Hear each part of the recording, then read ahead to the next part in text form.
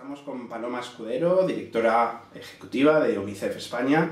¿Cómo estás, Paloma? Muy bien, gracias. Muchas gracias por recibirme, es un placer y un privilegio, y gracias por la labor que hacéis en UNICEF. Y la primera pregunta que me gustaría hacerte es ¿quién es Paloma Escudero? Pues Paloma Escudero es una mujer española, casada, madre de 3 hijos pequeños, licenciada en Ciencias Económicas y Empresariales por ICADE hace ya bastantes años, y que bueno, pues ha encontrado en una oportunidad única en la vida, que ha sido estos últimos 5 años poder dirigir UNICEF España, a todo el equipo, tanto de staff como de voluntarios, y esto me permite aunar pues lo que han sido todo lo que he aprendido en mis más de 20 años de experiencia profesional. ¿Por qué tiene que existir UNICEF? Pero la historia de UNICEF es absolutamente fascinante. Cuando termina la Segunda Guerra Mundial y se constituye Naciones Unidas, el primer organismo de Naciones Unidas que se crea es UNICEF. En aquel momento se decidió que en el mundo de la posguerra había que apoyar a esos millones de niños que en el bando vencedor de la Segunda Guerra Mundial habían quedado totalmente desprotegidos y abandonados. Y se decidió crear el Fondo de Naciones Unidas para niños en emergencias. En Naciones Unidas logró aprobar la Convención sobre los Derechos del Niño, que es importantísimo porque los niños pasan de ser objeto de derecho a ser sujeto de derecho, y ha sido la convención más ratificada de la historia de la humanidad.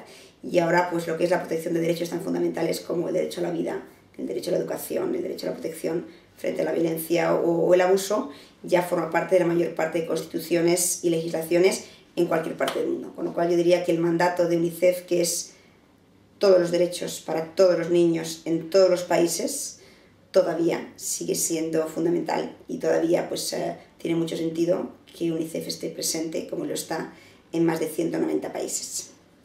En casi 200 países, y desde luego tiene muchísimo sentido y es prioritario. Vosotros, UNICEF, se podría decir que tiene 5 áreas claves, que son la educación y la igualdad, la supervivencia infantil, tanto infantil como materna, la lucha por la gran pandemia del SIDA en la infancia, también la protección de abuso y explotación de los niños, que más tarde, si te parece, hablaremos, así como la promoción de políticas y alianzas precisamente a favor de la infancia, que más tarde también te preguntaré. ¿Cómo se le devuelve a un niño esa infancia que se les ha robado? ¿Qué podemos hacer para devolverle de alguna forma a la sociedad, a esos niños, esa infancia que se les ha quitado? Lo primero, preveniendo que no se les quite la infancia. Yo creo más en la prevención que en la acción, ¿no? Yo creo que, por ejemplo, pensando ahora sobre todo en niños que han sido víctimas de explotación sexual, o niños que han sido niños soldados, ¿no? y que luego rescatas, es muy difícil realmente. Ese niño lo puedes hacer es reintegrarle en la sociedad y devolverle su vida, su parte de su vida, pero no les vas a devolver los años perdidos, ¿no? Que normalmente además viene de un trauma profundo de separación familiar, etc. Lo que sí que se puede hacer es trabajar muchísimo en la prevención para evitar que ningún niño en el mundo tenga que pasar por esas experiencias tan dolorosísimas que puede ser cualquier tema de explotación o también incluso de esclavitud infantil, etc. O sea que yo diría que ahora mismo básicamente muy difícil devolver infancia. Sí que les puedes devolver su ilusión por un futuro, eso también eso seguro que lo puedes hacer. ¿El ser humano de este primer mundo en el que hoy estamos tú y yo sentados es más egoísta o solidario? Yo creo que hay seres solidarios y seres egoístas en el primer mundo, en el segundo mundo, en el tercer mundo y en cualquier mundo. Yo creo que en cualquier parte del mundo encuentras enormes cantidades de personas que sienten una gran simpatía hacia la injusticia y hacia el que sufre. Y yo creo que ahí nos damos cuenta que cada vez, especialmente en estos años de crisis, está creciendo el número de personas con un fuerte sentimiento de solidaridad y de querer hacer algo por todos aquellos que están sufriendo de forma totalmente injusta, y sobre todo porque son inocentes. Bueno, si UNICEF pudiera ejercer su derecho a voto, ¿a quién votaría? UNICEF es totalmente apolítico, y nunca, como yo siempre digo, para poder hacer y apoyar las decisiones políticas adecuadas hay que estar muy por encima de la política. UNICEF puede trabajar perfectamente con cualquier partido y con cualquier gobierno. Lo que haría sería presentar unas propuestas muy serias a todos los partidos políticos que se presentan en las elecciones de cómo defender los derechos de la infancia, y trabajaría con enorme lealtad tanto con los gobiernos como la oposición para garantizar que lo que realmente importa, que es que se avance en la defensa de los derechos de la infancia, puede hacerse una realidad, independientemente de los partidos que puedan estar en el poder. Entiendo la respuesta, pero me gustaría preguntarte, ¿hay algún partido que especialmente haya colaborado o mayoritariamente apoyado a UNICEF en estos últimos años? Todos, porque mira, las comunidades autónomas trabajamos con cualquier signo político, en los ayuntamientos trabajamos con cualquier signo político, y UNICEF lleva en España 50 años y hemos trabajado con todos los gobiernos que han estado en este país. O sea que yo te diría que estamos igualmente cómodos con unos partidos que con otros, especialmente porque muchos de los temas donde estamos trabajando requieren consenso político. No son temas que pueda llevar un gobierno de un color adelante o no. Además, los temas, por ejemplo, de pobreza infantil existen ahora, pero han existido toda la vida. Siempre hemos tenido más de un 24% de pobreza infantil. Es verdad que en los últimos años, obviamente, estamos viendo el deterioro. Los temas de cooperación al desarrollo. Hay un pacto por la cooperación al desarrollo, de lucha contra la pobreza, que han firmado todos los partidos. Totalmente. Yo creo que muchas veces, más que una cuestión de signo político, es una cuestión de personas comprometidas. Y siempre encuentras en grupos parlamentarios, en ayuntamientos, en gobiernos autonómicos, en gobierno central, en parlamento, siempre encuentras personas que realmente están muy comprometidas y quieren llevar adelante este tema. Hablas de personas muy comprometidas, en este caso de políticos. ¿Los políticos del gobierno actual y el gobierno...? No voy a opinar sobre el gobierno actual. No te voy a preguntar sobre el gobierno actual, te voy a preguntar si crees que están comprometidos. No voy a hablar sobre política. No viene al caso nada en la entrevista, y no voy a hablar personalmente de nadie. Porque vale, yo simplemente, si me permites formarte la pregunta y si quieres contesta o no, quería preguntarte si crees que el actual gobierno, con los recortes en educación y en sanidad, que afecta primordialmente a la infancia, si crees que está colaborando y priorizando a la infancia. A ver, ahora mismo nuestro trabajo fundamental, nuestro y muchas organizaciones sociales, es garantizar que los compromisos que firmaron la mayor parte de los partidos políticos en las elecciones de hace un año, donde hablaban de priorizar la infancia, hicieron un compromiso, un pacto por la infancia, asegurarnos que esto se incorpora tanto a nivel de Parlamento, donde pedimos una legislatura por la infancia, como a nivel de gobierno. Ahora mismo yo creo que hay un foco social muy importante en realmente el impacto de la crisis en la infancia más vulnerable, tanto a nivel de ayuda social al desarrollo como a nivel de políticas sociales en España, y yo creo que ahí sí que ha habido muchos avances en el último año, muchísimos, pero es fruto del consenso de todos. Esperemos que el nuevo Plan Director de la Cooperación Española incluya una estrategia por la infancia, esperemos que el nuevo Plan de Exclusión Social priorice como uno de los colectivos más afectados a la pobreza infantil. O sea que llevamos un año donde estamos intentando trabajar no solo con gobierno, sino también con Parlamento. Pero hay que recordar una cosa importante, que por eso no es gobierno nacional solo, porque la mayor parte de las competencias de familia e infancia en este país corresponde a gobiernos autonómicos y a ayuntamientos. Por eso nosotros, tanto como podemos estar en contacto y trabajando administración central, trabajamos tanto con administraciones autonómicas como con ayuntamientos, y ahí nos encontramos todo tipo de signo político. Te lo preguntaré de otra forma. ¿Tú recortarías, no en política, no hablo de política, hablo de ti personalmente, ¿tú recortarías en educación y en sanidad? Yo me aseguraría, ¿vale?, que los recursos que tenemos, sean mayor o sean de mayor cantidad o menor cantidad, son utilizados de la forma más eficiente y garantizamos que priorizamos a la infancia más vulnerable. Eso es lo que realizaría en cualquier plan, siempre protegiendo, que ya lo protege la Constitución, que cualquier niño en nuestro país tiene derecho a educación gratuita y a sanidad gratuita. Hablas de la Constitución, pero precisamente los datos de la pobreza, de cómo está afectando la crisis a la pobreza infantil, son realmente terroríficos. Ha aumentado desde el año pasado una cifra enorme. Por tanto, la Constitución se está realmente protegiendo adecuadamente, por supuesto, teniendo en cuenta esos datos que ha aumentado. ¿Pero qué tiene que ver eso con la Constitución? Digo, o sea, la Por Constitución. la Constitución, como lo acabas de decir Claro, tú, pero la ampara los derechos de los niños, pero por eso, teniendo en cuenta ese dato, se está llevando a cabo Sí, bien porque, esa claro, vamos a ver.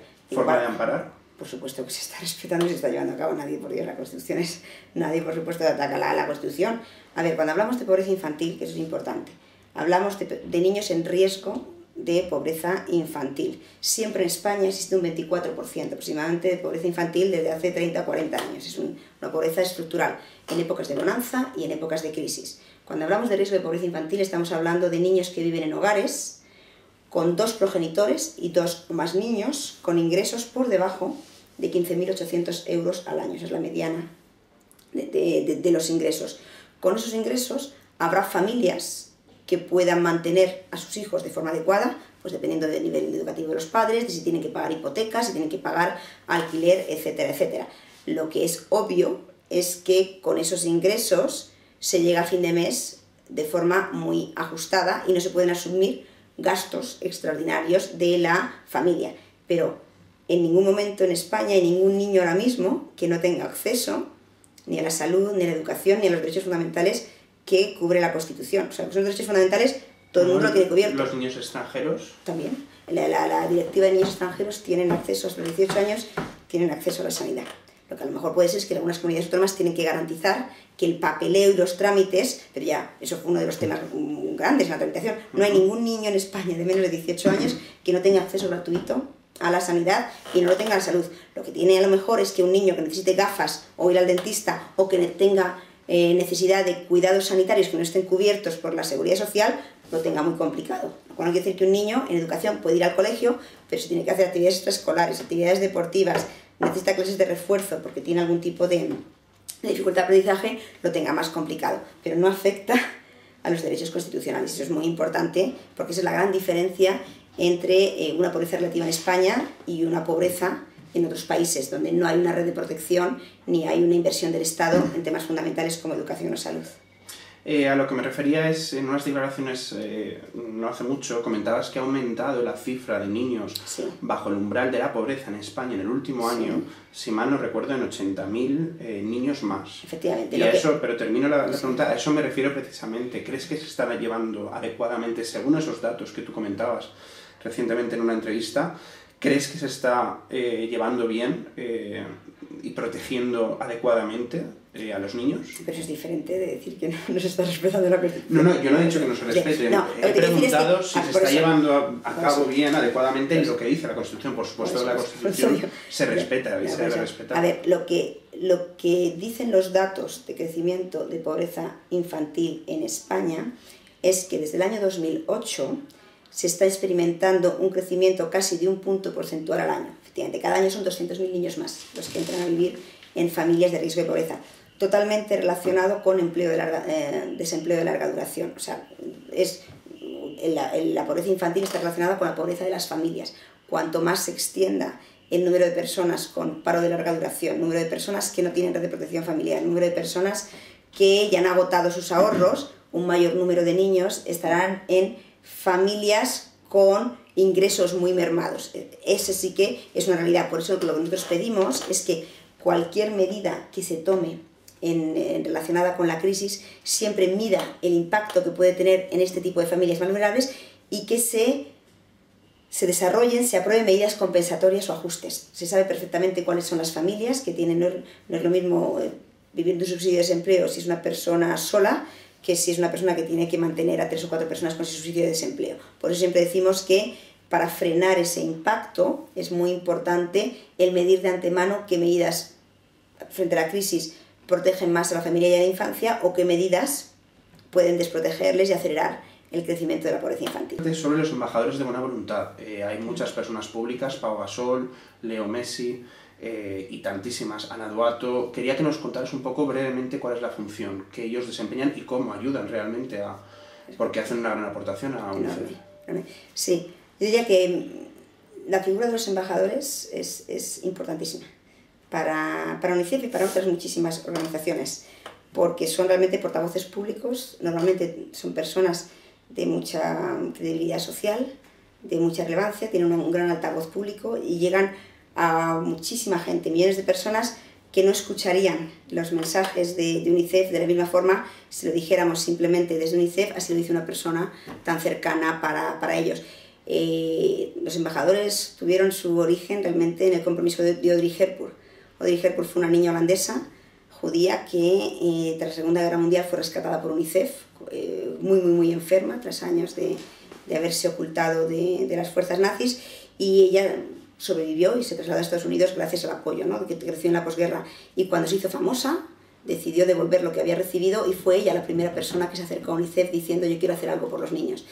Y en principio Audrey Hepburn atrajo a otros muchos compañeros suyos de profesión en Hollywood, y aquello fue impresionante, ¿no? Cuando un Danny Kaye, un Roger Moore o Audrey Hepburn empezaron a hablar de los problemas de la infancia en el mundo, pues hizo que todo el mundo, ¿no?, realmente fuera consciente de lo que estaba pasando en los años 50-60 con pues, especialmente temas de enfermedades, de falta de educación, etc. Y yo creo que de ese origen pues ha derivado lo que es el trabajo ahora, que es un trabajo normalmente profesional. Yo diría ahora que los embajadores solamente son voluntarios. UNICEF tiene una etapa de formación muy grande, hacen formaciones continuas con nosotros, viajan mucho a visitar países de terreno y realmente tienen un plan de trabajo muy activo. Nosotros tenemos la suerte, obviamente, de contar con embajadores maravillosos como Pau Gasol, como Iman Varias, Ana Duato, Fernando Alonso, y ya te digo, Pau Gasol sus vacaciones estuvo en Chad viendo a los niños víctimas de la hambruna del Sahel. Fernando Alonso acaba de estar ahora en la India visitando programas de niñas que han evitado el matrimonio precoz. Ana Duato estuvo en Haití a los 3 meses del terremoto y un año después para ver el impacto de los programas que se habían realizado. O sea que para nosotros es una acción fundamental, pero sobre todo yo también quisiera destacar aquí el enorme trabajo. No ponen simplemente la cara, sino que realmente hay mucho compromiso detrás. Hay muchas organizaciones que como UNICEF ayudáis enormemente a construir al fin y al cabo un mundo mejor.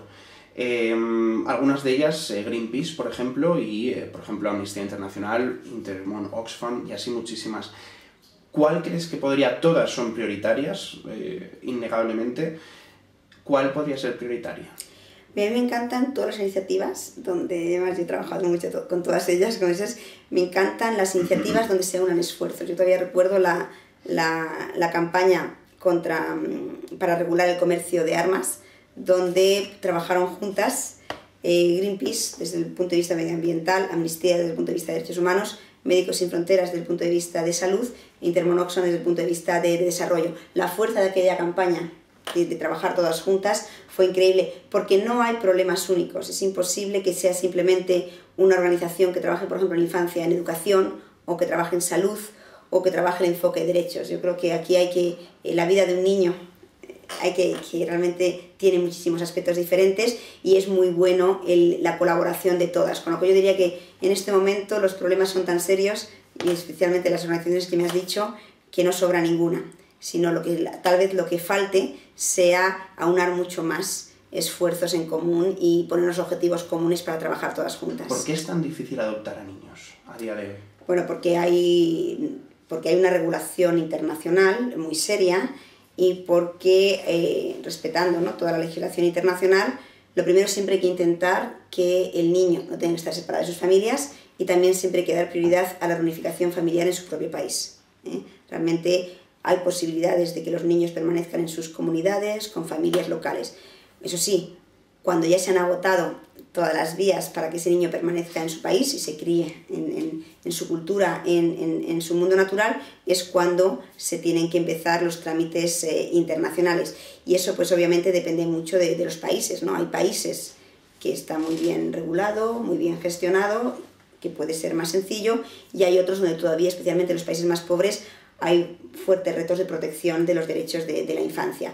Pero no olvidemos que son decenas de miles de niños cada año que son adoptados de forma internacional. O sea que a lo mejor, yo entiendo, porque es un proceso además muy difícil, no entiendo que hay familias que los procesos les parecen largos, pero gracias a esos procesos se consiguen que decenas de miles de niños, como tú dices, tengan una familia. Pero yo creo que es muy importante, sobre todo en determinados países, calibrar bien que los derechos de los niños están bien protegidos. Hablando de la legislación en diferentes países y de la adopción, ¿crees que las personas, los matrimonios del mismo sexo, deben poder adoptar? siempre y cuando estén capacitados para ello? Eso me remito a las legislaciones de los países. Si una legislación de un país lo permite, pues se respeta la legislación del país. ¿Sí? Por supuesto, pero tu opinión... En el caso de UNICEF, si quieres darla, por supuesto. Claro, nosotros en el caso de UNICEF respetamos, si un país permite la adopción por legislación, pues respetamos la legislación del país. ¿Sí? ¿Qué presencia tiene UNICEF entre los pupitres, las pizarras, en general, en una escuela? En las escuelas, por ejemplo, en este caso UNICEF España, ¿qué presencia tenéis precisamente en la educación, en dar a conocer a los niños sobre el trabajo vuestro? Yo te diría qué presencia hay en las escuelas españolas, pero también en las escuelas de los países donde trabajamos. En las escuelas de los países donde trabajamos, el trabajo se hace siempre en escuelas que se llaman escuelas amigas de la infancia. Entonces la presencia es en los pupitres y es en los materiales. Siempre cuando vas a cualquier país de África ves las mochilas de UNICEF, los cuadernos de UNICEF, etc. Pero sobre todo está dentro de la clase y fuera de la clase. Un colegio es mucho más que aprender matemáticas y lengua. Verás también que cualquier escuela amiga de la infancia se asegura que tiene las letrinas separadas para niños y para niñas. Se asegura que tiene huertos y tiene pozos, de forma que las niñas pueden ir a la escuela porque no tienen que ir a buscar agua a 5 kilómetros, sino que al salir de la escuela pueden llevar el agua a su casa. Y cada niña además tiene un pequeño terrenito que siembra para poder llevar a sus casas pues, lo que tenga que el mijo o lo que tenga que cultivar. Y también son escuelas que fomentan el deporte para niños y el deporte para niñas. O sea que la presencia de UNICEF en las escuelas va mucho más allá del aula, pero es totalmente fundamental y es verdad que está muy presente. En el caso de España, pues muy grande. Estamos en más de 3.000 escuelas de toda España con el programa Enrédate.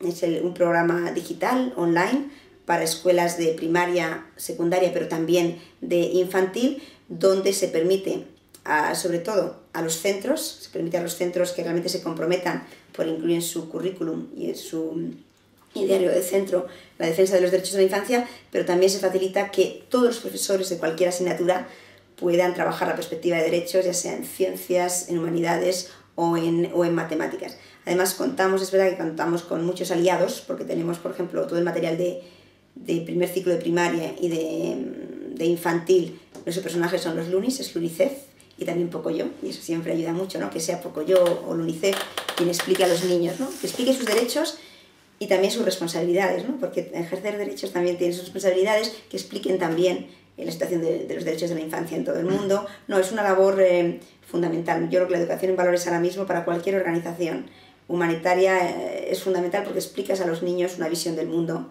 que les hace responsables, ¿no? Con el mundo en el que viven. Estamos frente a los 4 edificios más altos de este país, aquí en las oficinas centrales de UNICEF España.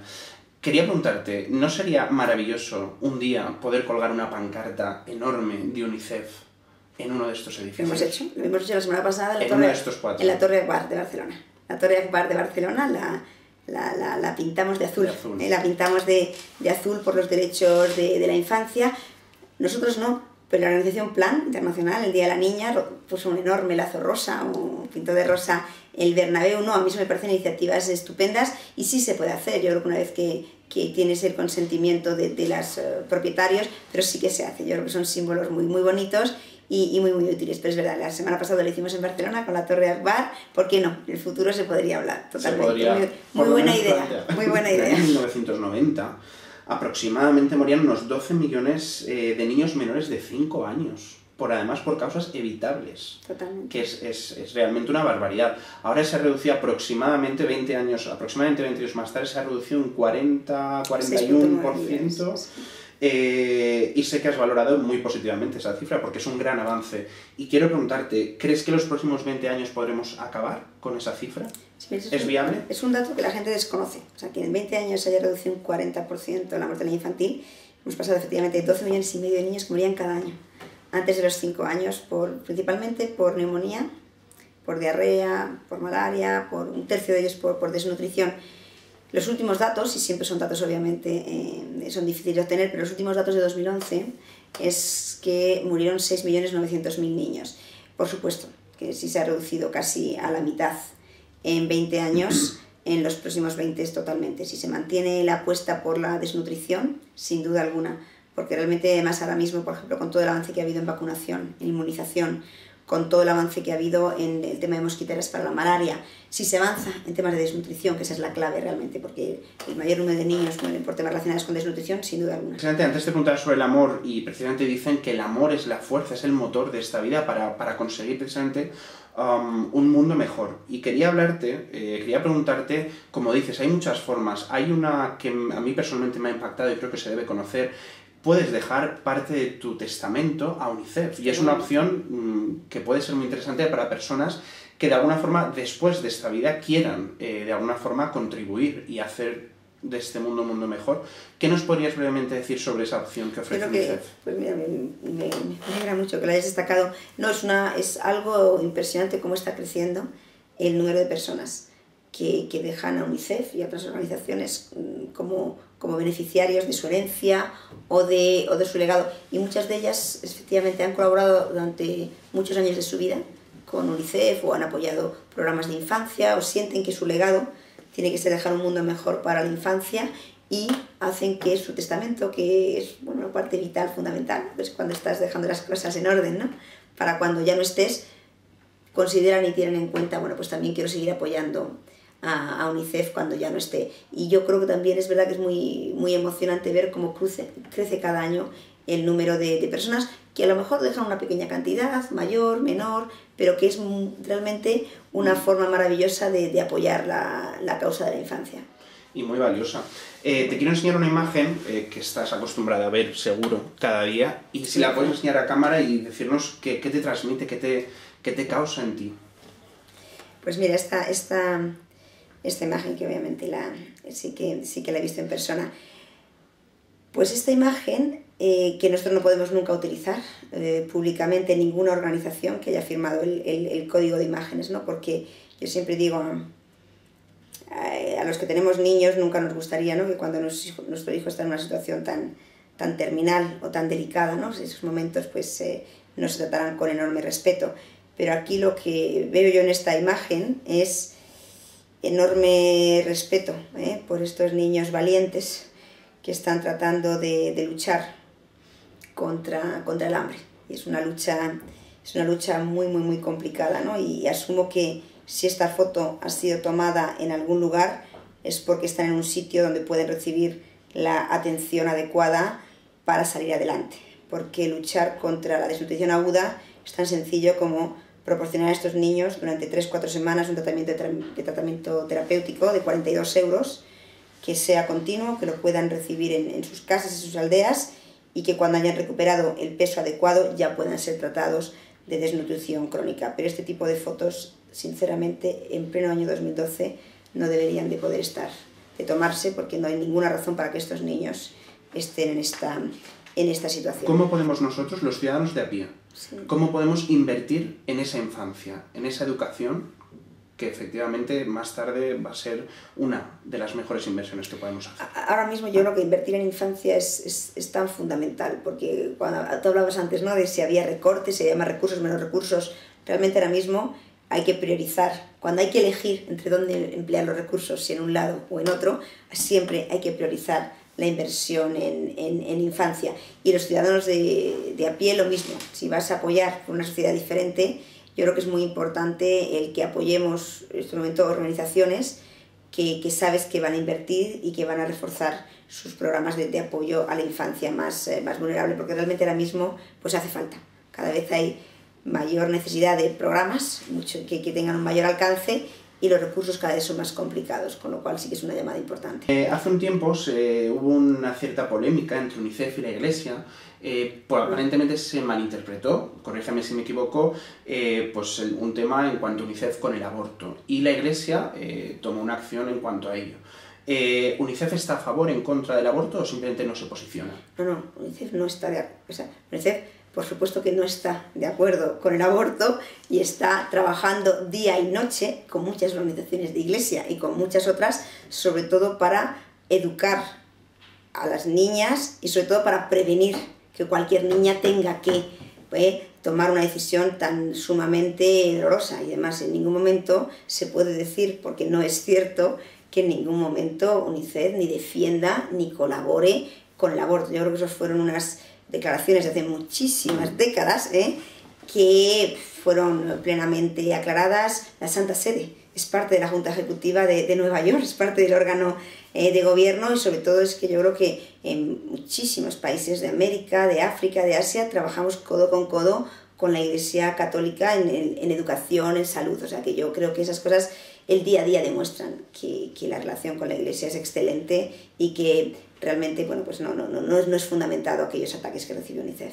Las 4 o 5 últimas preguntas te quiero enseñar una imagen que es una campaña de una empresa de ropa muy conocida, hace campañas que provocan, pero un mensaje siempre positivo. De hecho, en esta imagen pone "unhate", que significa, digamos, desodia o ama. Por eso antes te preguntaba por el amor. Si la puedes enseñar a cámara y decirnos qué te parece. Hombre, me parece que... ¿La puedes acercar un poquito? Sí. Hombre, me parece que esa es la forma de trabajo de todos, ¿no? Estamos todas las religiones del mundo, todas las organizaciones del mundo, digamos, todas las creencias del mundo tienen realmente que superar sus diferencias y construir una visión común. Y yo creo que me parece estupenda esta foto, ¿no? El día que realmente todas las religiones del mundo se unan en un trabajo conjunto por un mundo mejor, de hacer realidad lo que cualquier Dios de cualquier religión nos ha pedido a cada uno de nosotros, que es, como tú dices, es extender el amor allá donde vayamos, pues sería maravilloso. Con lo cual me parece una foto maravillosa que tengo que reconocer que a nivel del día a día se da más de lo que pensamos. ¿UNICEF es independiente de gobiernos, de religiones, de empresas? Vamos a ver, el órgano UNICEF es el Fondo de Naciones Unidas para el Desarrollo, con lo cual su órgano de gobierno está formado por la Junta Ejecutiva, que está formada por gobiernos. O sea, son los gobiernos realmente los que apoyan y deciden muchas veces los planes de UNICEF. Lo que es independiente en UNICEF es que no tiene garantizados los fondos de ningún gobierno, sino que los fondos de UNICEF son contribuciones voluntarias de los gobiernos, con lo cual, dependiendo de los gobiernos, dependiendo de la calidad de sus programas, dependiendo de la eficiencia de sus programas, recibe más dinero o menos dinero de los distintos gobiernos. O sea que en este caso no hay ningún país en el mundo donde UNICEF trabaje sin tener un plan que haya aprobado el gobierno, porque además nuestra labor no es ejecutar, sino que es invitar a los gobiernos a que ellos ejecuten con dinero público. Y en cuanto a empresas, sí, una parte de nuestros fondos viene de empresas, pero lo mismo, las empresas financian programas específicos que realiza UNICEF. Y además lo que sí que hay son unos filtros muy estrictos en cuanto al tipo de empresas que pueden colaborar con UNICEF. Y no puedo dejar de preguntarte, hay que hablar de unicef.es. Tenéis una página web que hay que verla, porque tenéis muchísima información, muchísimas formas de aportar el granito de arena, mucha documentación e inspiración. Brevemente, en medio minuto, sí. ¿Qué nos puedes decir de unicef.es? Sí. Pues unicef.es ahora es nuestro gran canal de comunicación. Tenemos cientos de miles de personas que conocen UNICEF y, como tú dices, queremos que no solo conozcan UNICEF, sino también que actúen con UNICEF, con lo cual yo invitaría a la gente a que entre en unicef.es y que realmente, bueno, pues se deje contaminar y se deje enganchar por UNICEF. No solo unicef.es, también redes sociales. En Twitter ya hemos superado 100.000 personas y yo creo que ahora mismo es una comunicación permanente y constante con la gente que nos apoya, que es maravillosa. ¿Cuál es tu Twitter? @PalomaUnicef. Y la transparencia de UNICEF, ¿qué nos puedes contar para la gente, que hay gente que pues tiene sus dudas a la hora de donar o de colaborar? Háblanos de la transparencia y garantía de UNICEF. Yo creo que ahora mismo es el gran reto para nosotros, es ser transparentes cada día. Y aquí lo que diría es que tenemos a disposición de cualquier persona que lo solicite nuestras auditorías. En total tenemos más de 17 auditorías, desde que se dona €1 hasta que se ejecuta el programa final. Tenemos una memoria donde se publican todas nuestras cifras, pero yo creo que es muy bueno que la gente exija transparencia y que exija dónde va su dinero. Te quiero decir que me quedan muchísimas preguntas, porque por supuesto te haría muchísimas preguntas, y no solo de UNICEF, quería preguntarte por tu experiencia personal con tu carrera. Como has comentado antes, has trabajado en diferentes organismos, y como persona, a nivel personal, quería hacerte varias preguntas sobre tu persona, pero tampoco quiero incomodarte. Pero sí que quiero hacerte una pregunta, Paloma, si me lo permites. Sí. Y es, ¿qué te ha aportado todas las experiencias que una persona como tú, con tu carrera personal y profesional, ha aprendido y ¿Qué te han hecho? ¿Qué te han formado? Mira, yo creo que hay la vida, en el fondo la vida te va construyendo, ¿no? Y una experiencia en la vida, en el fondo no te das cuenta que es el pilar de la siguiente, ¿no? Y yo diría que ahí, pues, si me lo permites, me voy a remontar a mi familia, que yo creo que eso al final es lo que te va remontando. Yo recuerdo, pues, ya de pequeña, yo soy la quinta de 7 hermanos, de unos padres muy religiosos, muy comprometidos, y yo recuerdo desde los 14 años yo he hecho voluntariado casi cada día. Todos estamos implicados en voluntariado, o bien con esa parroquia, o bien en áreas marginales de Madrid, y yo cuando empecé la carrera en ICADE, pues yo estudiaba mucho, pero también los fines de semana estaba en la barriada de San Blas, apoyando a niños gitanos, ¿no? en la zona de la droga. Cuando terminé la carrera me fui de cooperante a Perú, y cuando estuve trabajando en Procter & Gamble me permitía una tarde a la semana dedicarme a tareas de voluntariado, o sea que siempre he podido compaginar estudios, profesión con voluntariado. Ahí llega el privilegio cuando eres capaz de unir, ¿no? una vocación personal por la justicia social con tu carrera profesional. Yo eso lo he vivido siempre como un enorme privilegio. También tengo la suerte de contar con un marido que me ha apoyado en ese sentido, y yo creo que el poder conciliar tu aportación profesional con lo que eres, con lo que tú crees que es tu visión del mundo, pues siempre lo he vivido como un gran privilegio. Y también digo, porque hablo con muchas personas jóvenes que quieren empezar en el mundo de la cooperación, siempre animo a pasar por la empresa privada, siempre animo. Creo que la empresa privada te da unos conocimientos. No creo que hubiera podido dirigir UNICEF sin haber tenido este doble bagaje de empresa privada y obviamente de sector social, o sea que me considero muy privilegiada. Y para terminar, ¿qué le pides al futuro, tanto el de España o el del planeta como el de UNICEF? ¿Qué le pides? Pues yo le pido seguir viendo avances tan grandes en la lucha contra la pobreza. Yo no me puedo creer que yo cuando empecé en Intermon Oxfam, allá, por los años, finales de los años, bueno, cuando fue el año 94, pues era toda la campaña de miras antipersonales, eran las acampadas del 07, estamos en la deuda externa. Bueno, esos son temas que ya ni hablamos porque están superadísimos, porque gracias a la movilización social se consiguieron. Con lo cual yo perfectamente creo que podremos ver en los próximos años avances enormes en la eliminación de la polio, en la reducción de la mortalidad del SIDA, por supuesto en reducción de mortalidad infantil. Creo que lo vamos a ver en la próxima década o en los próximos 15 años. También es cierto que surgirán problemas nuevos, sin duda alguna, ¿no? Pero sí que creo que hablaremos en otros términos y sí que veremos una reducción real del número de personas en el mundo que viven en pobreza. Lo hemos visto en los últimos 20 años y espero poder verlo en los próximos 20. ¿Algún último mensaje que quieras dar a las personas que te puedan estar viendo ahora mismo? Yo creo que el mensaje que daría es que realmente conseguir un mundo mejor para la infancia es tarea de todos. Que no nos escudemos en que si esto deben hacerlo los gobiernos, los políticos, y es culpa de unos y de otros, sino que al final o ponemos manos a la obra o tendremos una responsabilidad por no dejar un mundo mejor para los niños.